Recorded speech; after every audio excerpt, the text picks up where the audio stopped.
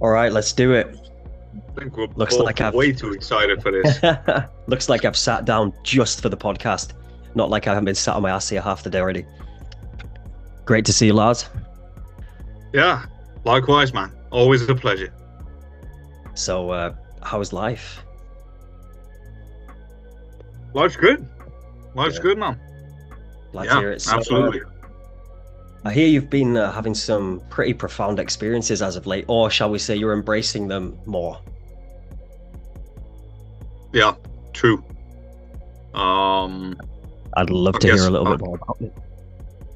Yeah. So in short, lately I've been experiencing sort of a calling, sort of a greater presence.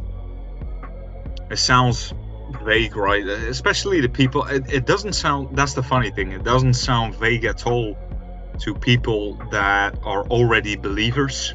Yeah, that's We're not per se talking about like Christians or we're just talking in general about people that believe in a greater presence, something bigger than us. yeah, And basically two, people that believe that there is more. There is a driving force, whether it is God, whether it is Jesus Christ, whether it is you're of a different religion, whether it's not really religion at all, but you're just convinced that there is a bigger driving force that is more powerful than any of us. But yeah, in my case specifically, it was God calling out to me. And you know, it's pretty recent. It's the last 3 weeks. I just noticed that pretty much anything I do, like very simple daily habits, the same shit I've been doing for years now, God just starts showing up in the smallest things. It's really funny. You open a book, it mentions God. You listen to a podcast, and these guys start talking about God. You're like, all right. And you take it in. You listen to another podcast with another guy. Now he starts talking about God. You're like, this is getting too funny. You listen to a third podcast. Well, guess what? Yeah. And it just small signs and signals started popping up everywhere. And each time they feel more powerful. And also the feeling. It's very funny because I've been at this trajectory of exploring the human mind for 5 years now. And so I've witnessed what depression was, what feeling suicidal was.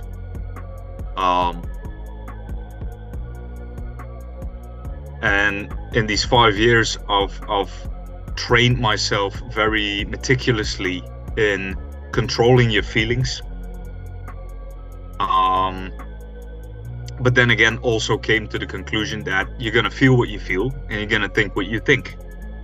It's not so much that we never have any negative thoughts or feelings, it's the way in how we interpret them and deal with them. But what happened the last 3 weeks is that I've got these like feelings that were way stronger and more powerful than anything I felt before, even in my depression. And there was one moment during my depression, or should I say after it, where I had the same divine, godlike moment. And now I was like, well, shit, that's a long time ago I felt something like this. And suddenly it was there again, but a lot more frequently. Yeah. Did you feel like, when it did hit you again, did it feel like a return home in some kind of way? Say that again. So if it So felt when, like... when that feeling returned, the one you mentioned that you'd experienced when you were depressed, but then came back recently. Yeah. Did it feel like you were returning home in some kind of way? Like it just felt like that's where you belonged, in that place? I wouldn't say that because the context was very different.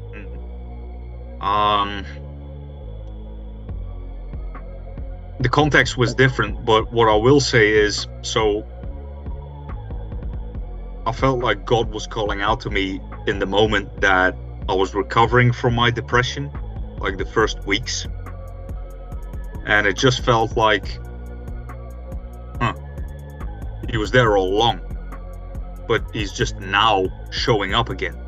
And it almost felt like he's, coming home. Yeah, I don't know if I would call it that, but what it felt like to me certainly was that it was almost like a shocker moment, like this revelation of you're looking back on the past 5 years and that whole up and down spiral you went through, that absolute roller coaster, and it was just like a moment of almost like I'm looking at God and saying, oh, that was you all along, and he's just saying, that was me, nice to meet you. And shall we say like it's a reminder of where home is, whether you felt at home or not in the moment. Yeah, you could say so. But again, not trying to label the situation, just putting it into context for people maybe watching that maybe can't relate or are just getting into this kind of thing. Yeah. What it did feel like, home, I guess you could call it home. I will say that probably aligns a bit more with your question. It did certainly feel like, even when you already thought your path was crystal clear, now it's just even clearer. Yeah. You now know exactly what you're meant to do. You know, and there's just no confusion whatsoever. Yeah. So I guess you could say, coming home, because if you describe the feeling of coming home, it's like people experience no confusion then, right? They know, this is my home, and everything feels in place. Yeah, and there's just this safety and clarity where you know all of the rules, you know it's yours, and you just feel safe, don't you? But completely surrendered and vulnerable in that safety as well. Yeah. And that's what being in God's hands really means, isn't it? I've heard so many stories, like I said, so you're listening to a podcast to just hear experiences, practical experiences about war veterans, and then these guys start talking about their own experiences when they went into battle and went through the most challenging and horrific periods in their lifetime, and they say that they felt something greater was present there. They almost felt like, and they all describe it in the same way of like, oh man, I had moments where I shouldn't even be here. I shouldn't be breathing. I shouldn't be talking. I've watched friends die, right? And they speak of this, and then they say, I do believe, and I generally felt like there was something watching over me at that time. Like you say, where you're like completely surrendered to a level of protection that is way above your pay grade, so to speak. Yeah.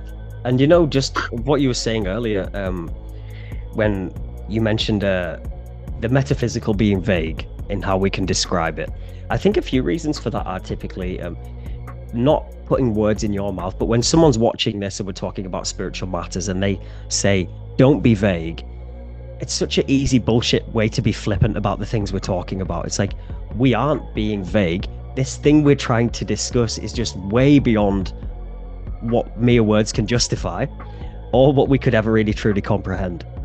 So by calling it vague and brushing it under the carpet, it's just, I think, I challenge those people in a good, healthy way to forget the labels, appreciate what we're trying to do, the experiences we're trying to share, and don't let your own beliefs about what you think religion is stop someone else being able to share their story on religion with you. Yeah, because that's the thing, right? Critique will only come from the non-believers and the people who haven't experienced this. Because when you talk, it's the same thing with training and nutrition, really. Like for some reason, when you talk about the spiritual stuff, and it's like, I don't believe in that shit and whatever. But it's the same thing with training and nutrition, because when you talk about the importance of a healthy diet and training and exercising, there are literally people that will say flat out to your face, I don't believe in all that stuff. Like, what do you don't believe in? You don't Yeah. believe that exercise keeps you healthy and fit? The fuck is wrong with you? You know? It's that's it a lot of the time, isn't it?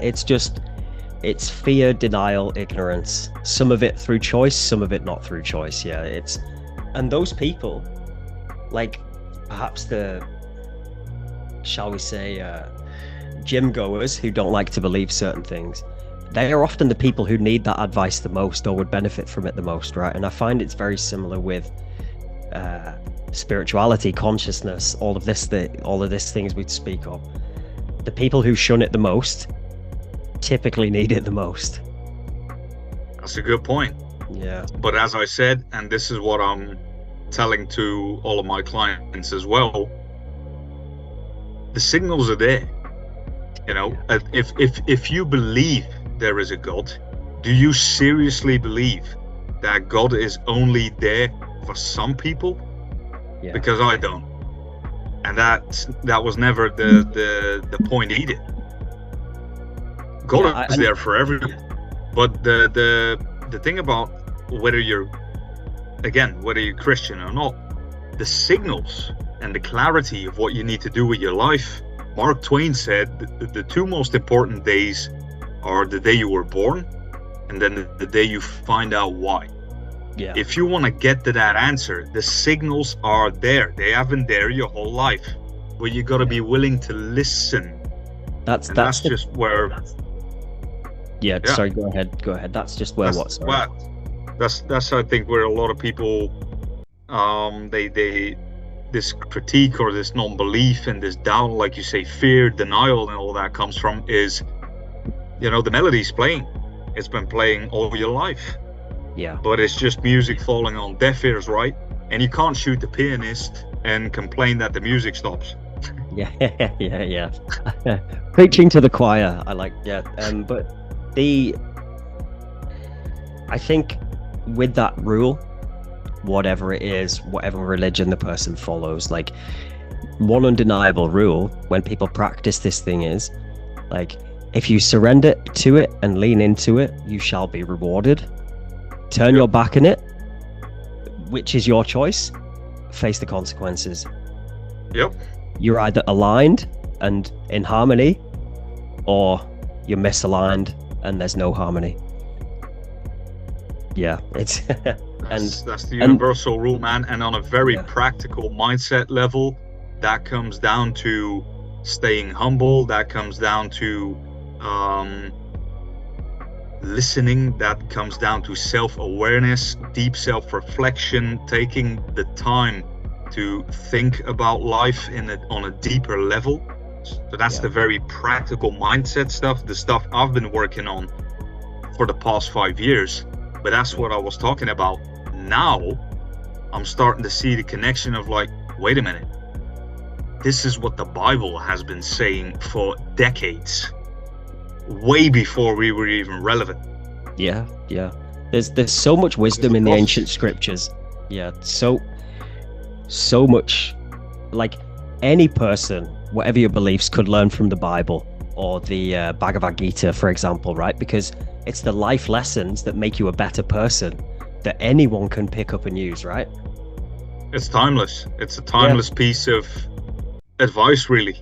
Yeah. And even if, let's say, you were Buddhist, if you were to follow the Buddhist practices, it's going to make you a good person. You can't follow any of these things without being a good person, right? So when people say, religion is this, it's that, no, it's not. It's all about the person who picks up the book and what they do with what they learn, right? Yeah, that's it, man. Yeah. That's it. And I think, like you say, you're either willing to fully surrender to it, accept the calling when it's there. And I've talked about this with my colleague at work as well, because he's a Christian guy and he's been a believer for quite a while now. He's studied the ways of God, applied them to his life, and he developed a personal relationship with God, which is basically what believing is, believing in the word of Jesus Christ and choosing to live your life accordingly. And he says the same thing. The reason why people shy away from it and why people would shit on something like the Bible is because it really pushes you to change things. Yeah. And that's funny how that works, right? That immediately translates to coaching as well. You have to be willing to change. And that's where people get lost, or where the critique comes from, or where you lose people, is that, people don't want to hear it because they're like, oh, so you're basically saying I've got flaws and I need to change things and I need to make sacrifices. Well, yeah. I mean, that's part of the process of becoming that better version of you. Yeah, and it's much easier for me to stand there, just generally speaking, and pick out all of the flaws in the Bible and why I shouldn't use it, as opposed to pointing that finger at myself and asking me what I should improve on, right? It's just projection at its deepest level, isn't it? We are so blind as a race with the most beautiful, I think, like, incredible creations, the things humans can do when we're together, working together. Holy shit. But on the other side, we are so fucking stupid, aren't we? Like, wow. I will add something to that. So you say it's beautiful, the things we can do as humans when we're working together. I will add something. The things we can do as humans when we work together as one unit for a greater good, a cause greater than ourselves, then the true power of a team comes out. When you're all together sacrificing your own ego and your personal ambition in favor of the mission of something that is above you, in front of you, and forces you to work as that unit.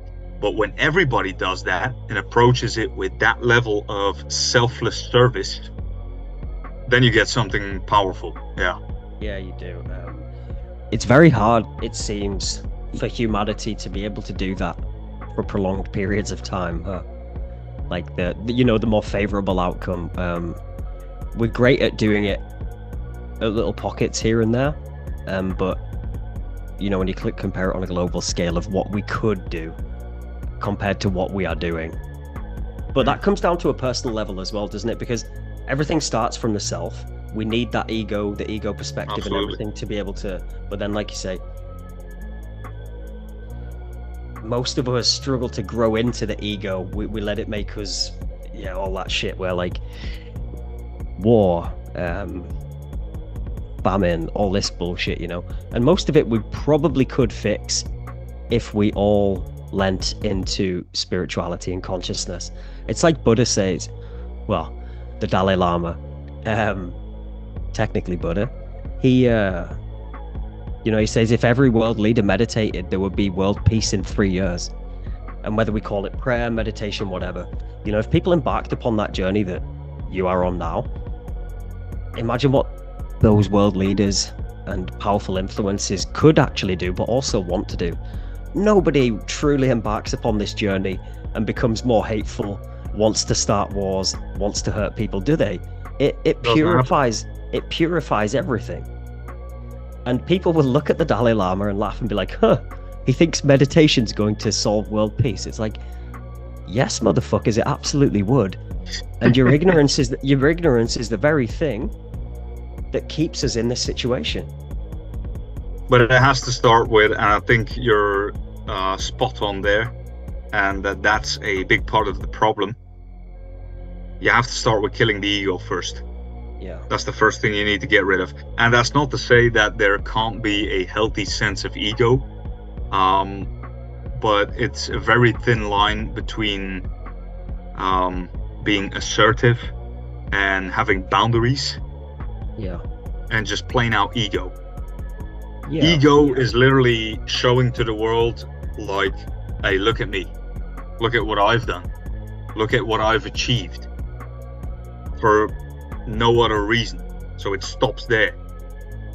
Having boundaries or a strong sense of self is like, okay, look, I respect myself as a person enough to chase the things that I want to be chasing, because I realize that my own happiness will put me in a position where I am of more value to the world. That's the end goal.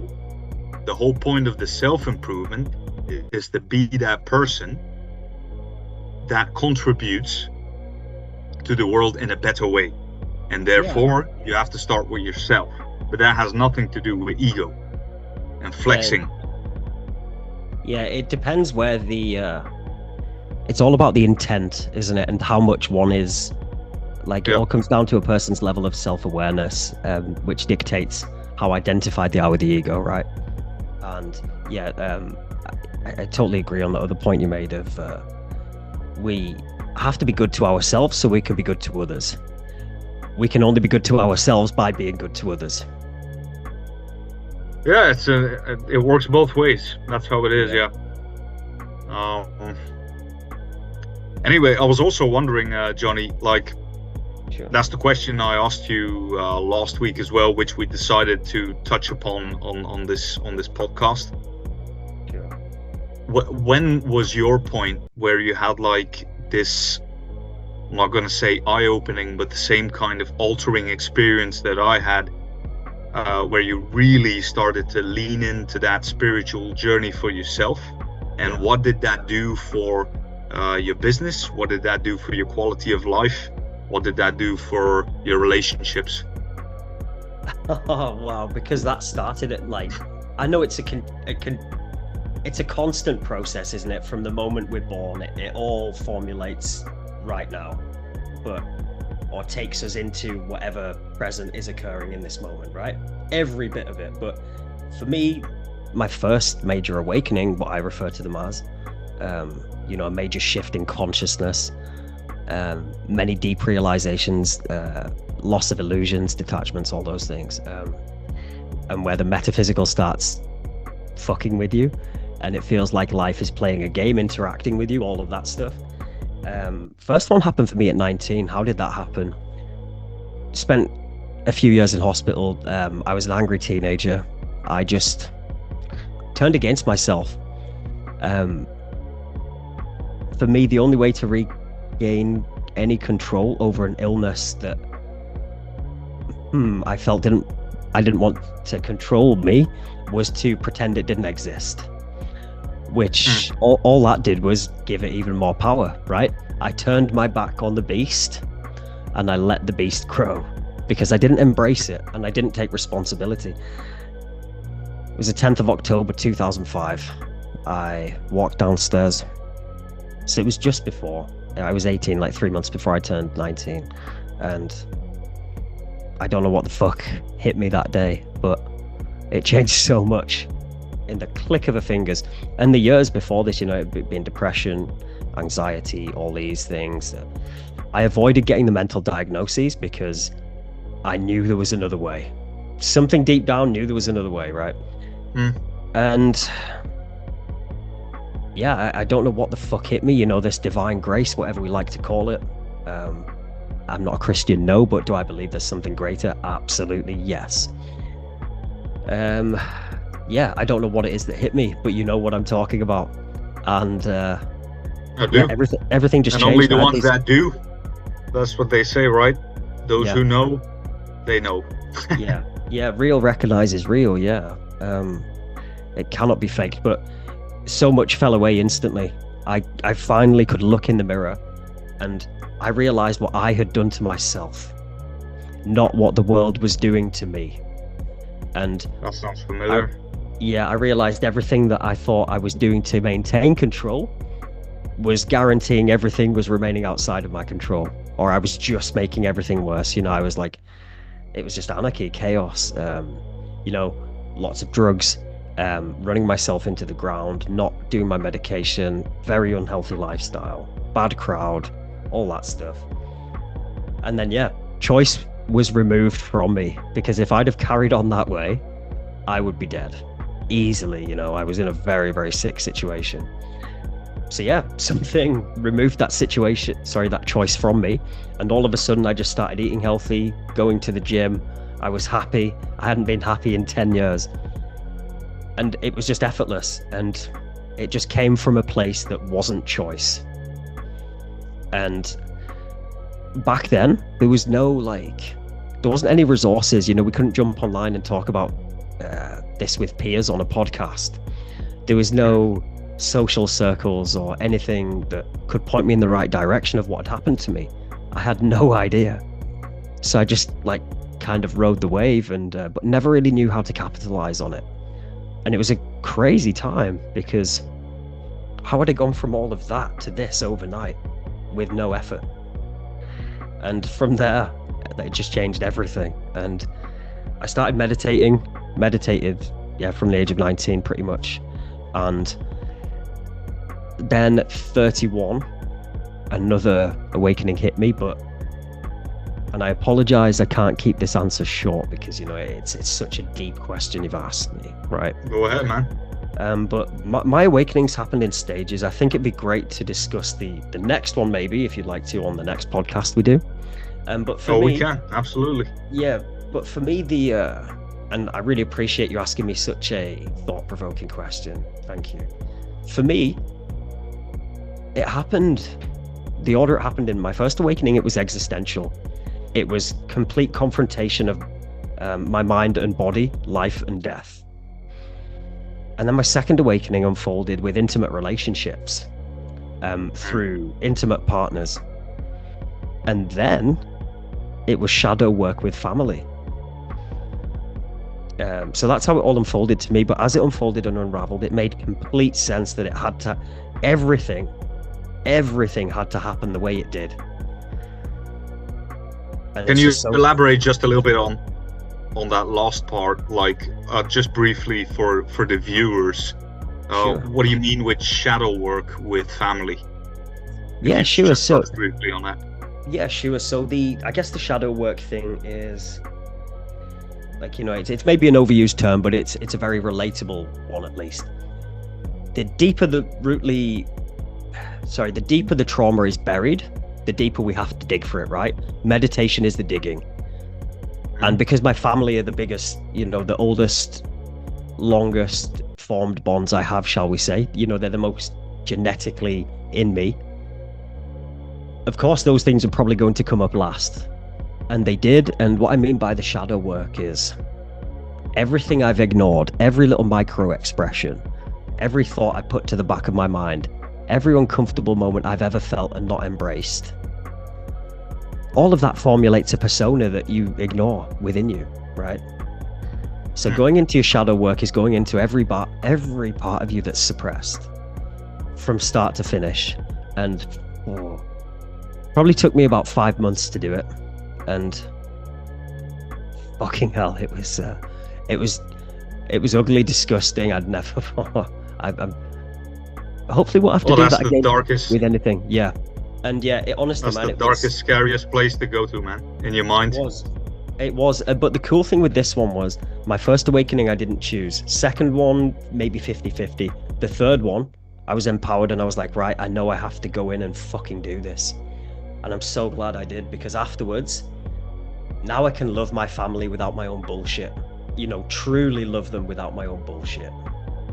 And there's no pushing anybody away. It's just so easy to love people now, and it feels amazing to do it, right? And because I can give myself that love that I hadn't given myself. So it's that inner reflects the outer, isn't it? Get rid of all the debris, learn how to love yourself in a healthy way, and then go give it back to people as well. And then it just improved my business as well. Just for example, when I sit down and have a conversation with you, I can give you all of my presence, because I'm not bringing any of my own bullshit to the situation. There's no bias or inner chatter or judgment or anything like that. And I just feel like you can be. It really helps client relationships when they see, as you'll know yourself, when they see how vulnerable you can be, it encourages them to do the same. And when both people are open and willing, the connections that are made are just fucking incredible. And another thing I can attest to that. Yeah, and then sorry, I'm being a bit long-winded here. And then another amazing byproduct of it was everything that I wanted into my life came effortlessly, bit by bit Mm. by bit, as I went through my inner work, like being able to work with guys like yourself, working with propane, all that stuff, this is the shit I've always wanted. And as soon as I'd proven that I'd done my inner work, which can't be faked, it cannot be faked, this divine knowledge, whatever it is, And it never stops, right? it doesn't know. And that thing knows when we're faking it, because there's certain things are only granted when we truly embody that essence and have that feeling, that can't be faked. And so I guess what I'd say is that it's just opened up so much peace, surrender, allowing me to be in my divine masculine energy unapologetically. And the cool thing is you don't lose any of the good bits. It just creates so much space for you to give all of your energy to the things that actually matter. Am I a perfected, polished human? Absolutely, clearly fucking not. But every time we get those shifts forward, like you say, they never stop. And the purest things in life, I get to dance with them freely more and more and more and more as this journey unfolds. And I'll never ever be able to express how grateful I am for that, And the main thing that it changed for me in my work was I was never a believer. I was never into I meditated, but I didn't believe in metaphysical or anything like that. I was just like, this calms my brain down, it calms my body down. That was it. Yeah. But similar like me, you're into the mindset stuff and you study the psychology and all that stuff, but it's still just concept, isn't it? It's still all in your head. There's no experience of the thing. And as you mentioned there, knowing and feeling, not the same, right? But when you have that knowing feeling, the same thing together, right? When the heart meets the head. When you embody that.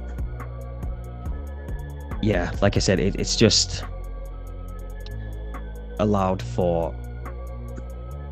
I guess what I was trying to say is the choice was removed. I never was ever planning to put meditation at the front of my coaching. I was never planning to stop everything I was ever doing or building in my life to go and start promoting the benefits of meditation and spiritual elements of life. That was never a choice, but it was undeniable in experience. And that profound experience, I have no choice than to honor it. I simply can't. Yeah. You answered the calling, man. Yeah. You stopped ignoring the voice. That's basically what happened. Yeah. And I know because that happened for me. And what you said there about you can't fake it, that was powerful, because I believe that's exactly what happened to me when I got severely depressed at 25, is that I had been putting up this persona for so long, and I was putting myself in a position where I wanted to genuinely help people and give them mindset advice and do this. It's like you, it's very similar to your situation. That's obviously why we work great as a team as well. You fucking being my quite business awesome coach. Yeah. And it was totally the same in regards to, I've always wanted this shit, like what I have now, what I've got going on for me, but I wasn't ready at the time because I didn't do my inner work. I was ignoring every, like you said, the shadow work. I was ignoring every dark piece about myself, every unhealthy form of addiction, which can be in the smallest things. We're not even talking about a hardcore drug addiction. We're just talking about chasing cheap dopamine. We're talking about your relationships to women. We're talking about how you treat your other relationships. We're talking about how you deal with problems in your life, the way you shy away from them and procrastinate on the work that you know you need to do. Yeah.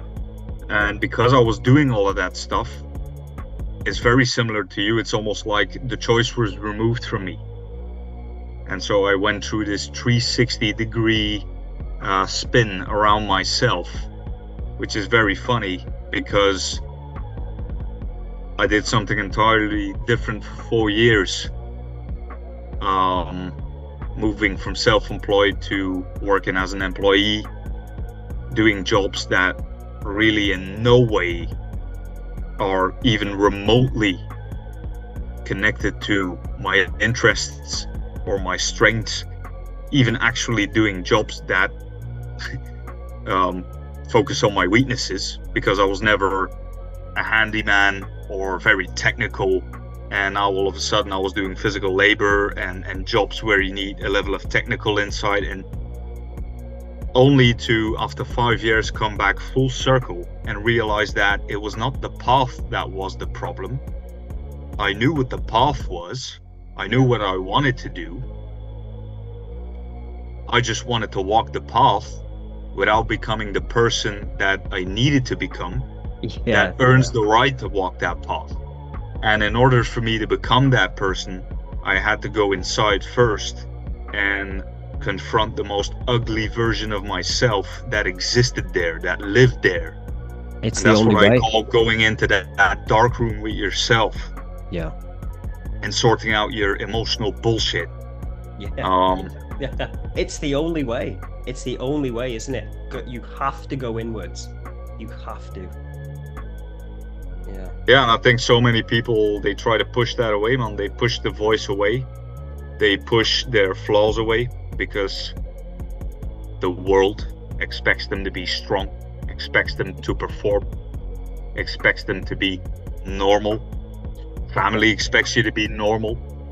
And like you say, man, you mentioned trauma.